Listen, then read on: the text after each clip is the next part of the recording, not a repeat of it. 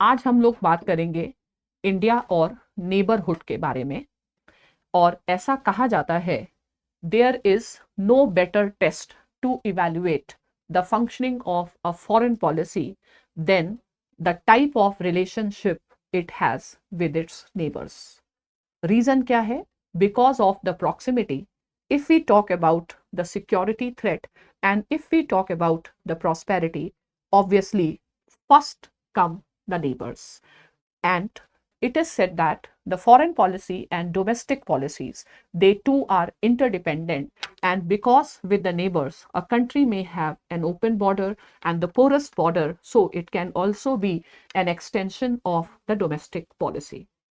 Now, why it is important to talk about the neighborhood first today?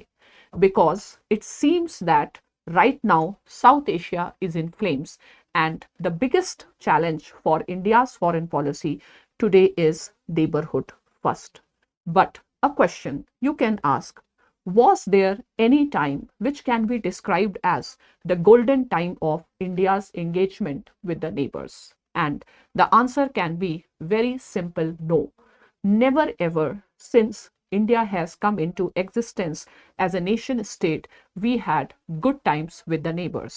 Now, the issue is that every prime minister from the time of Pandit Nehru till Prime Minister Modi has taken neighborhood first as a priority. If not in the reality, then at least in the rhetorics. So, what went wrong?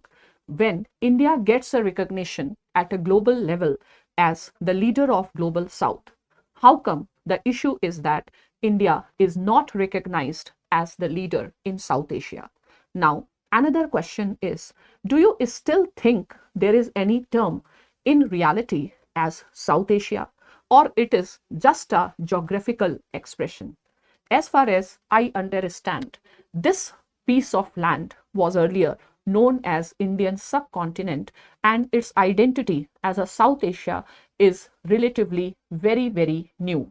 And most probably in a formal discourse of international politics, South Asia has gained currency when the former president of Bangladesh, Ziaur Rahman, gave the idea of SAARC, that is a regional organization of South Asia.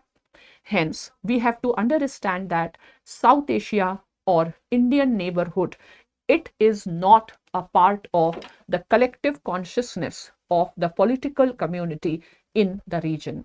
Rather, there is a greater assertion for their own identities rather than the collective identity. So, what are the obvious problems when India deals with its neighbors? Of course, asymmetry in size and power is a very common problem in the perception of the neighbors of South Asia. If asymmetry of India is a problem, so what has been India's response? If I talk about Pandit Nehru, who was also our first foreign minister, India went for Panchsheel. Though Panchsheel was in context of Tibet's status between India and China, but the application of Panchsheel was never limited to these two countries.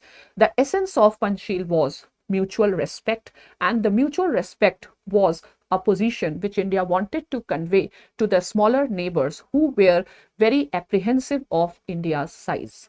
After this, the next grand idea to deal with the neighbors come with Gujarat doctrine, where the India emphasized on non-reciprocity to show that India understands that there is a big difference in the power and the size, and therefore India will not demand reciprocity from its neighbor.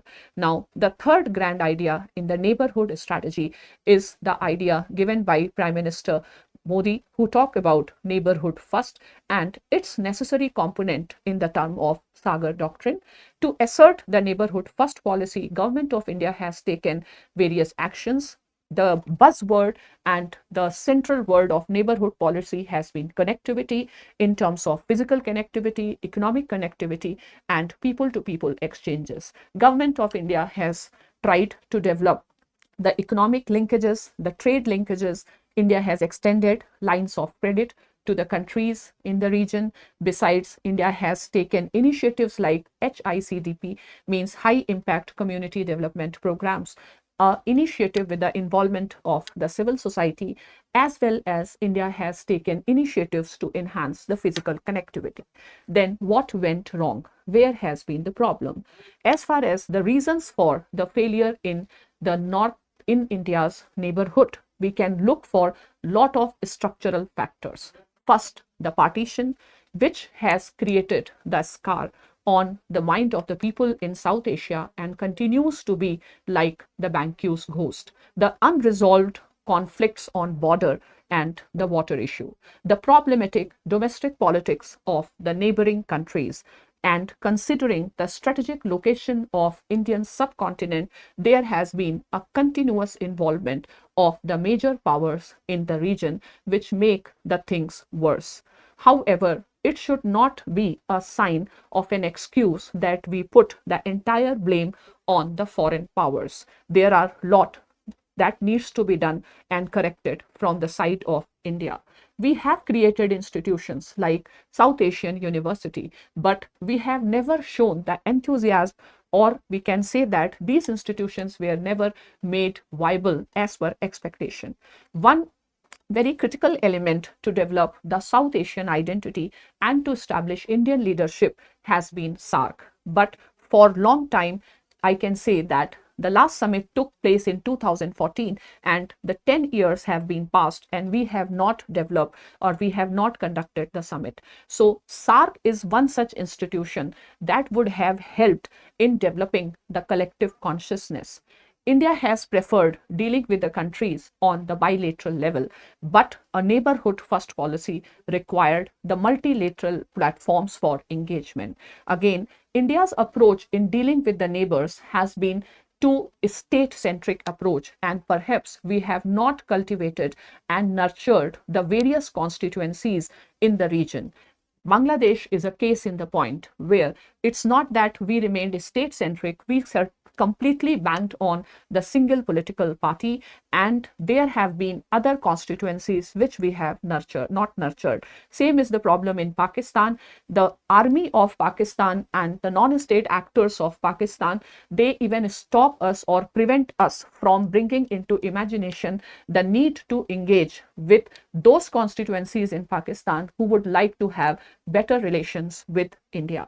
And of course, still India continues to remain in the traditional mindset, and we take border as a very securitized idea rather than border in sync with the idea of the globalization. Hence, there is a need for a very holistic understanding of what went wrong. Blame game doesn't help, nor shifting the blame on the foreign or the external powers is going to help. It is we who have to take the initiative, because neither US nor China is placed in South Asia. I want to leave my viewers with one question to catch your strategic imagination. And do you think that there is a place like South Asia? Do you think that there is still the centrality of India in the region?